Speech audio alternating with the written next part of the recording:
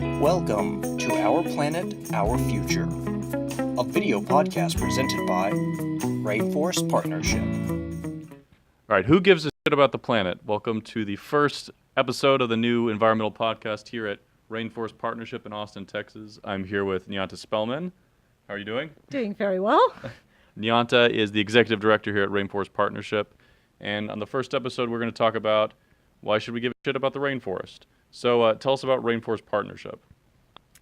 Well, Rainforest Partnership is about protecting tropical rainforests. We're an international NGO founded and headquartered in Austin, Texas. And we work on protecting forests in the Amazon, working directly with rainforest communities, basically helping them make that income that allows them to protect the forest and the way of life. Awesome. I'm sure you've noticed we have one little mic, some technical difficulties already, but we'll make it through this all right. So why would you want to start a rainforest nonprofit NGO thing? Like, where were you at whenever you started this? Is this like a really old thing? Did you pick this up from somebody else?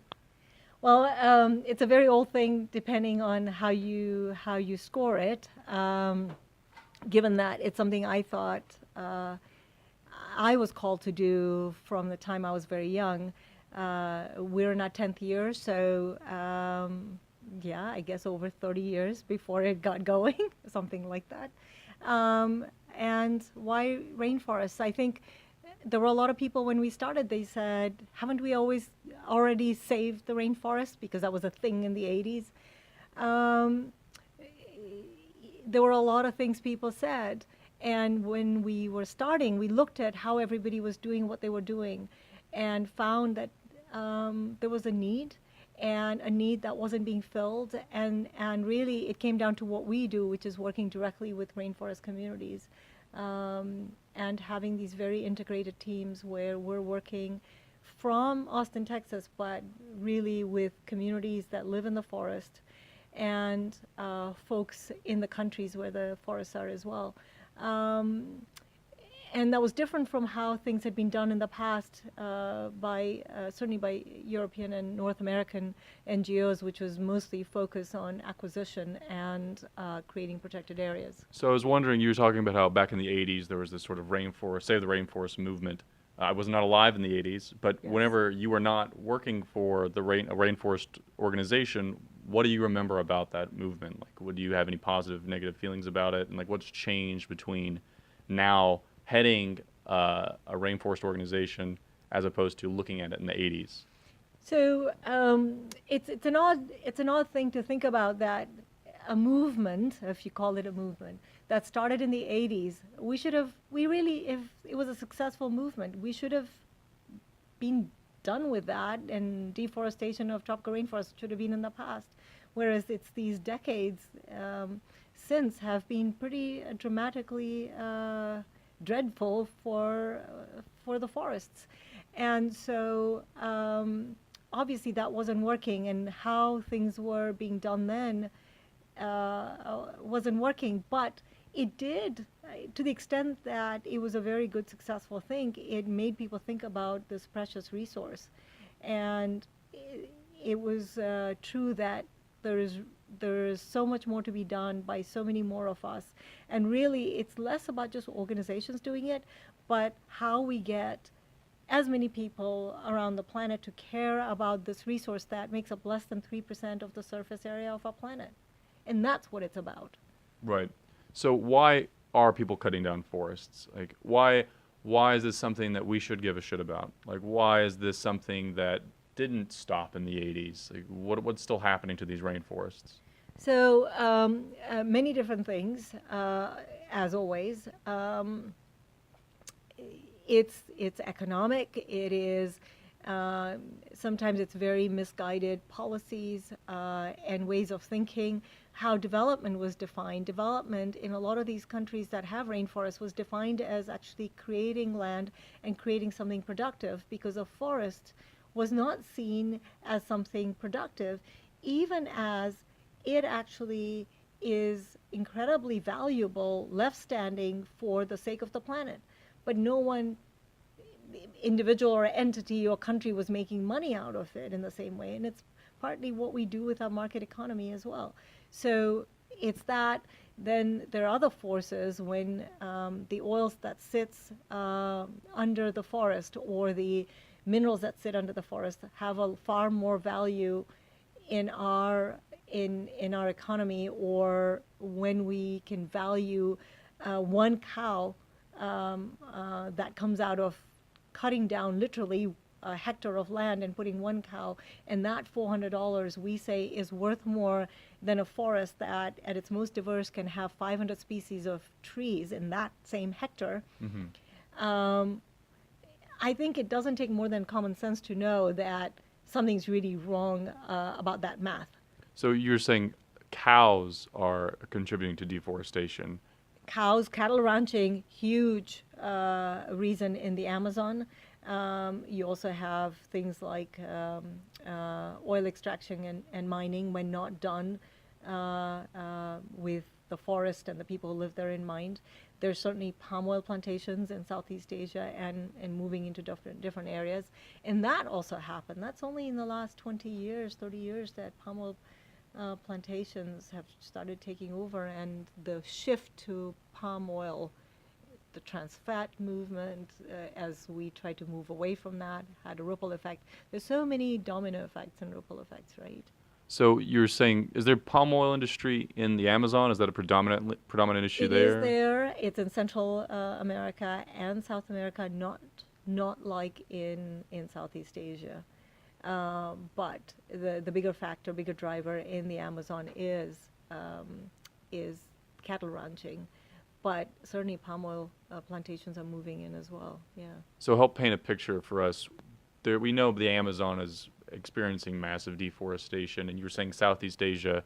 Where else in the world, in particular, where in Southeast Asia? So Indonesia has huge swaths of land that are tropical rainforests, but they have its sort of Swiss hole-like effect, where so much of the forest has been taken out, and then what's not taken out by humans gets taken out by wildfires, because nature does its own thing as well. And when a forest is not intact, it's a lot more susceptible to weather patterns, and of course our climate is changing as well. You certainly have forests in Central Africa as well, in DRC. You have very small area in Australia as well.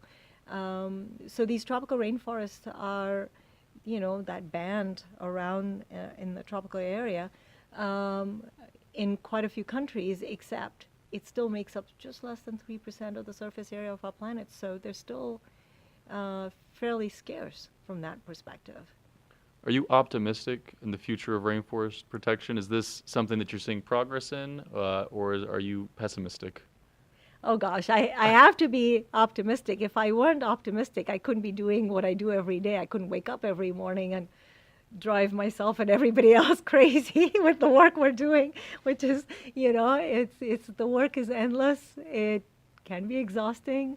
The information that comes at you, the plight of the forest, the what climate is doing. So it's not just climate change globally that we experience everywhere else around the world, but even the Amazon's had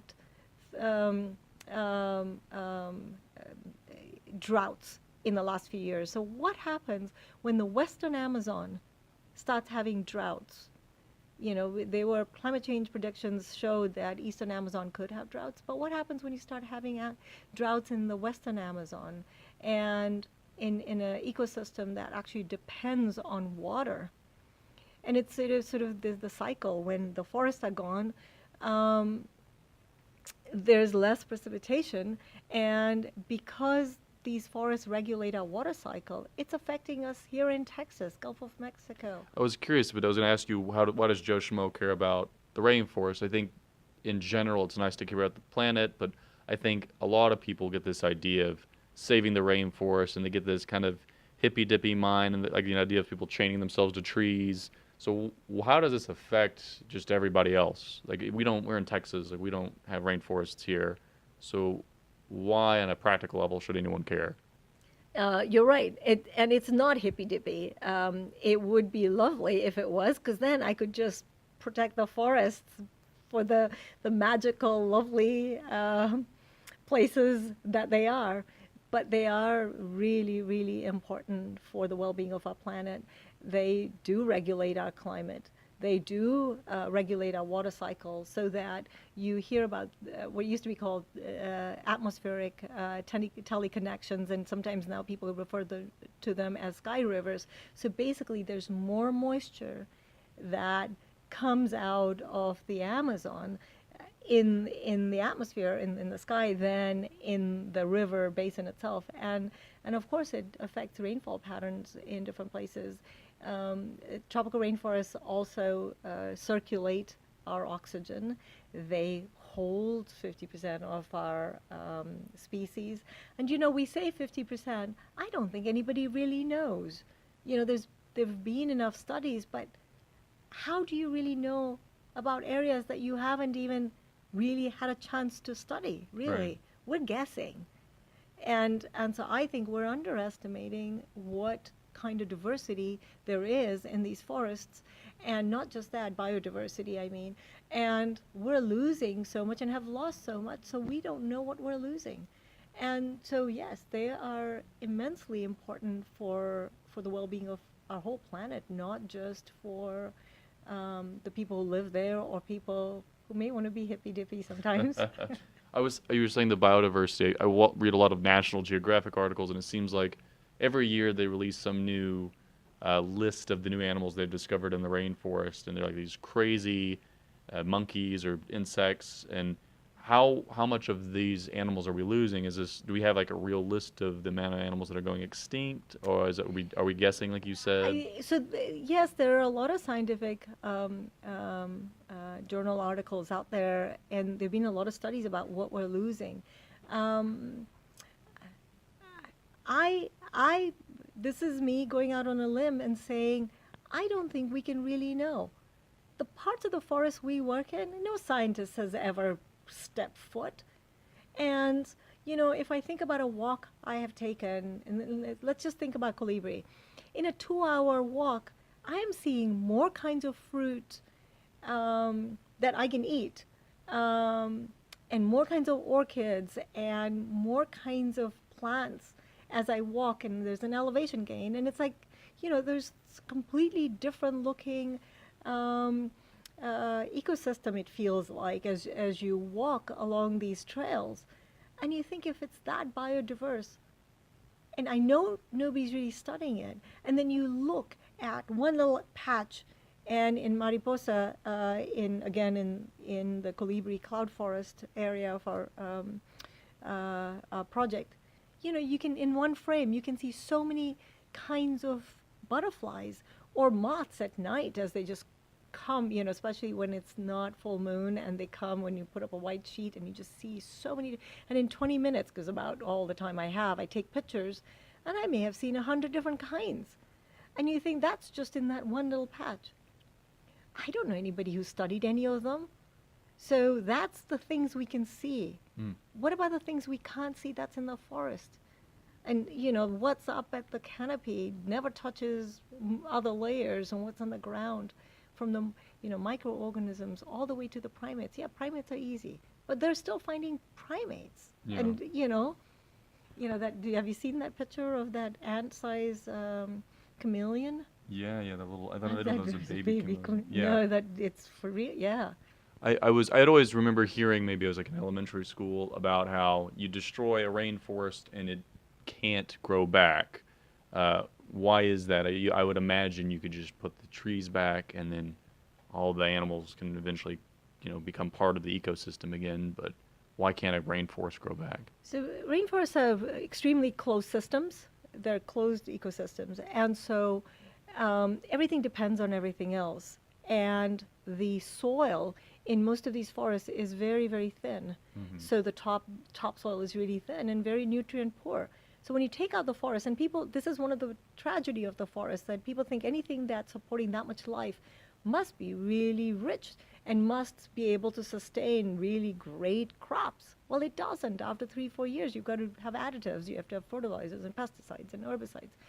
And so you take out that forest, and the fact that it cannot support much else. And in places where, depending on the chemical or the mineral composition, it becomes really hard, like becomes laterite. So that's not going to allow anything. Or these weeds that come, nothing breaks through. And I've seen a couple of those patches 20 years later, nothing's broken through.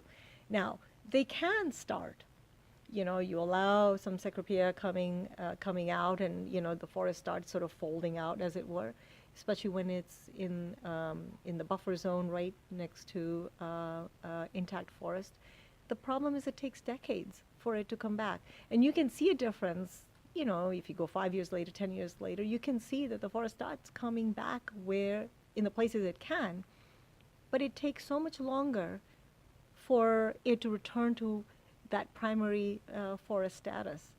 And so they're not easy to just replant. You cannot, it's not like a plantation, so you can't just replant it. So that's why we're talking about trying to do regeneration.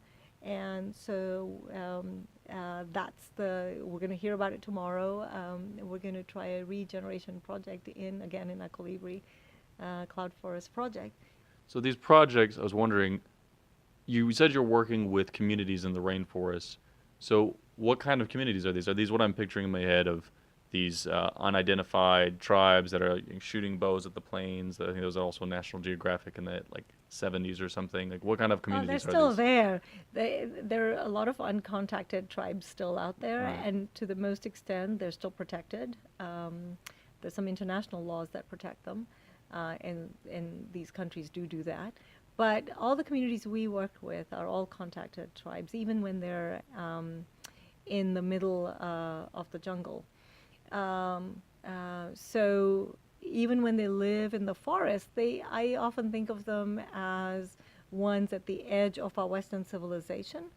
They're reachable depending in varying degrees, depending on how close they are to something. So these are the communities we work with are indigenous communities. Some are recognized as such, some are not, and that's a legal thing. And at least one of our communities is not indigenous to the area, that they had moved there 3 generations back, which is a cloud forest community. And really, people didn't really live in cloud forests. Now, they were indigenous to the Andes. But our other communities are indigenous rainforest communities. How long does a community live in these areas? Like, I think Achwara is one of them. For your So they've been there probably at least hundreds of years. They are distinct. They have distinct culture, distinct language, customs, traditions, and they're very distinct from their neighboring community. So you can call them tribe, or I sometimes like to say community. Community is really a misnomer in a sense, because it's really a people. They're a people in a distinct indigenous community that's a people with everything else that's distinct. And I think it's more like our Native American peoples as well. And this is in Peru and Ecuador. In all of South America, how many of these indigenous communities are left? So people estimate that there are about 400 indigenous communities that speak 300 different languages in the Amazon. So this is, Amazon, so it's Brazil, it's Bolivia, Peru, Ecuador, Colombia, Venezuela, Suriname, French Guiana, and Guyana. So that's all the countries that make up the Amazon. Wow. Yeah. How did you get in contact with these particular ones? If there's so many, I think you work with a few. So the way Rainforest Partnership has come in contact with the communities we work with is actually after starting Rainforest Partnership, I spent almost 6 months on the ground.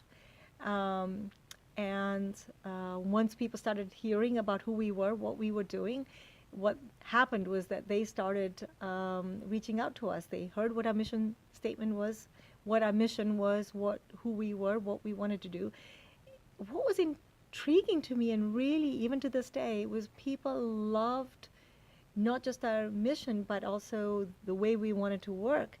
And they started reaching out and saying they wanted to work with us. And there were so many organizations, so many communities that reached out to us. And so we just went and met with, we just created this network of communities that wanted to work with us, governments and individuals and other NGOs that we could partner with, and that established our sort of way of working, and that's allowed us to leverage a lot that we do so that we don't have to duplicate anything that somebody else is doing. What is really cool about that is that network that we established during those first few months got the word out about us to a lot of people, and then of course it perpetuates and people learn about it. So as people who had contacts with some of these communities that were looking for help for the communities, or the communities themselves were looking for somebody to help them create an alternative income source, because that's who we are and that's what they were looking for. They wanted an alternative income source to other far more destructive choices. And sometimes those choices were quite lucrative in the short term. So that makes me think of something else. Of why would an indigenous community want an income source? I can't imagine them buying a lot of things if they're not completely integrated with Quito or one of the larger cities in the area. So to the extent that these communities are, when I said at the edges of the Western civilization, in a sense, every contacted community will have primary schools within the communities. That's what the governments, respective governments, provide. And then they also have access to basic health as well. Those things do cost money.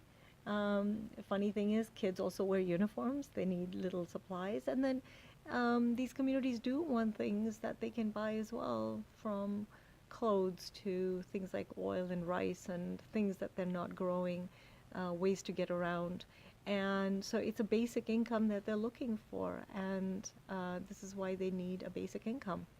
So what authority or power did these communities have to stop deforestation? Who are these guys coming in trying to buy the land? You're saying oil companies or cattle ranchers to some degree. It's not always buying either, because the communities we work with have control over their land somehow. But they're overlapping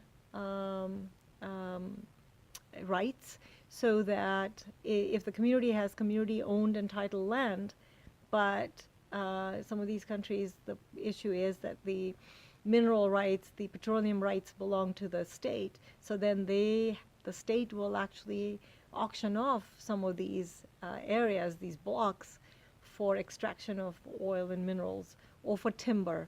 And so what happens is there's that threat. So now it's in somebody's economic interest to make good on the things that they have bid on, so they want to try and get whatever resources they want. The reason the communities are looking for a basic income is that the ones who reach out to us is that they want a basic income, and they want to be able to say no to these outside forces, because their land is important to them, their forest is important to them, their way of life is important to them. And so that's when they're turning to us and saying, can you help us? While and that basic income is enough to be able to say no. And when the leaders come to us, it's the same thing.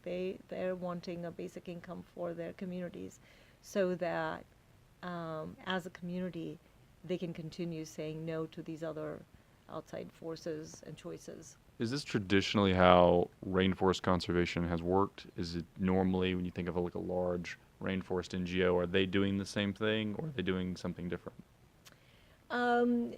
I would say that there are some organizations that work on helping communities get title to their lands, and that's a very good, useful, important thing, because if you don't have rights to land, even if you have a claim but you haven't established the legal right, then it's difficult to go claim something. So that's really important. Some of the larger NGOs, some of them will work at governmental level or corporate level, so they're not working directly with communities. Some, when they do, they have several layers between them and the work that's happening, because they're really quite big. And they work, and some will work in all sorts of ecosystems all over the world, so not just the rainforest ecosystems. and others yet will do acquisition or creating protected areas. So there are very few of us that really work directly with communities as organizations. There are a few of us, but yeah. Do you, I mean, maybe you don't have the numbers. I'm sure it's difficult to get any sort of numbers on how effective a certain method is, but do you have a vibe on what's working and what isn't working? So it's hard to make acquisition work well, and there's enough studies that show that. Um, Protected areas, same thing. It is easy to create protected areas. Well, I say easy, it's not easy. It's a lot of work. But even doing the work, you can get that done. It's sort of, it's legislative, it's political, it's, it involves a lot. You can get it and you can claim it on a map. But once you've created the protected area and done the hard work, and you may have even gotten stakeholders to come and help you, what happens then? Most of these places don't have the funding or the rule of law to enforce the continued protection of these protected areas.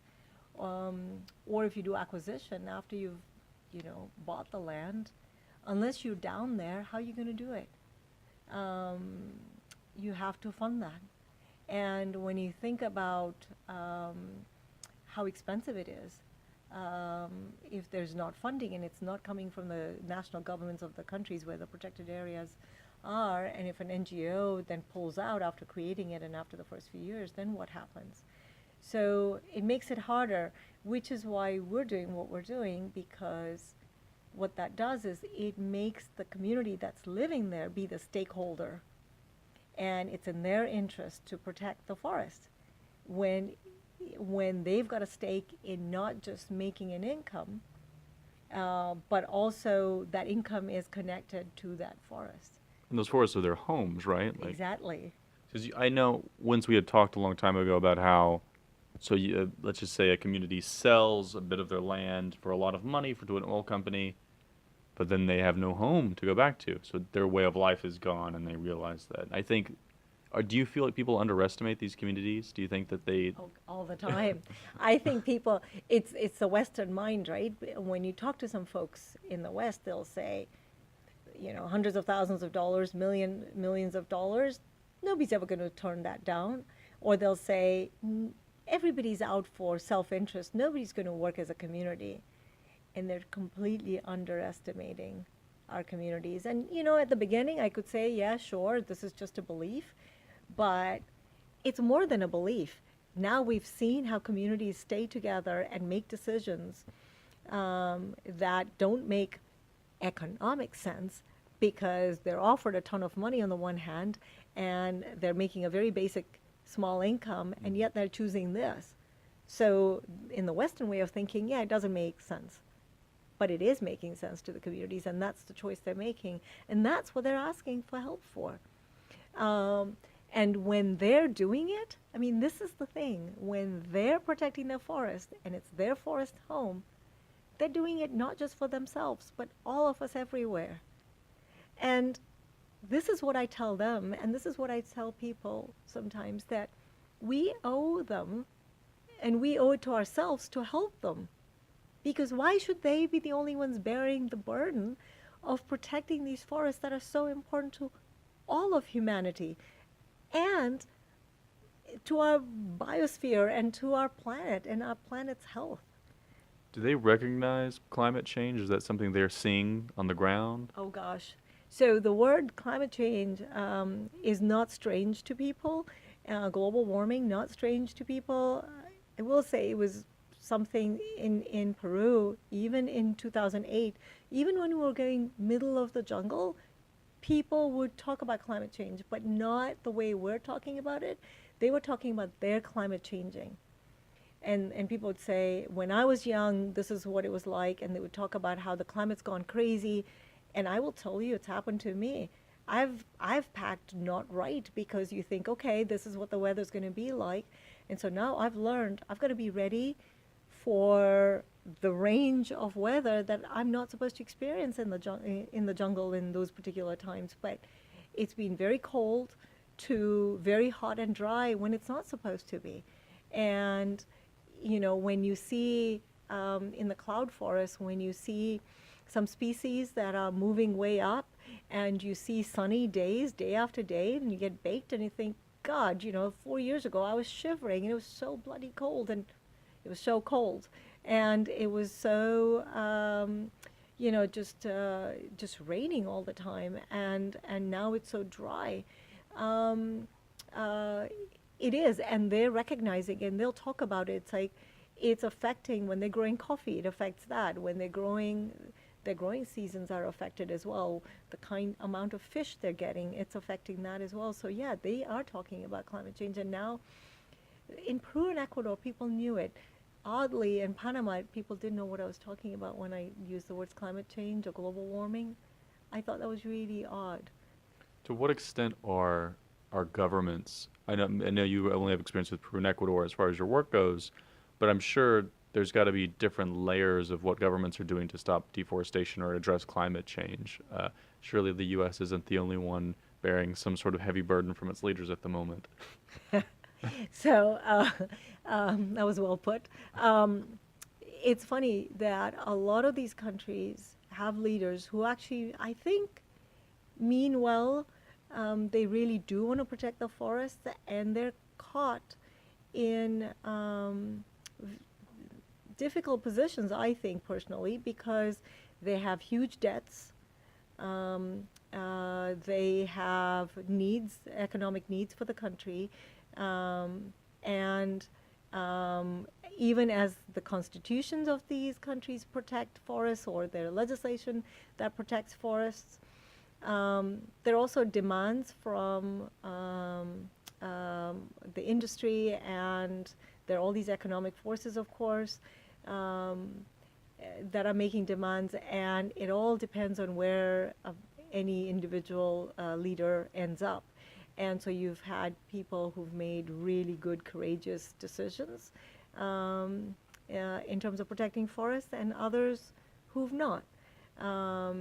What's changing is that with Paris Agreement, a lot more countries have to now really start coming through on their pledges, and a lot of other countries, from European countries to several others, are also talking about rainforest protection as part of their national pledges as well, so that they're actually making a difference, even though they don't have forests on their lands. And so I think things are changing from that perspective. On the ground, some of this hasn't changed yet, but there's something else that's happening, which is there's such an increased awareness, and I think social media has changed how people are doing things and perceiving things, so that communities that are in the jungle have support in ways that they didn't have before.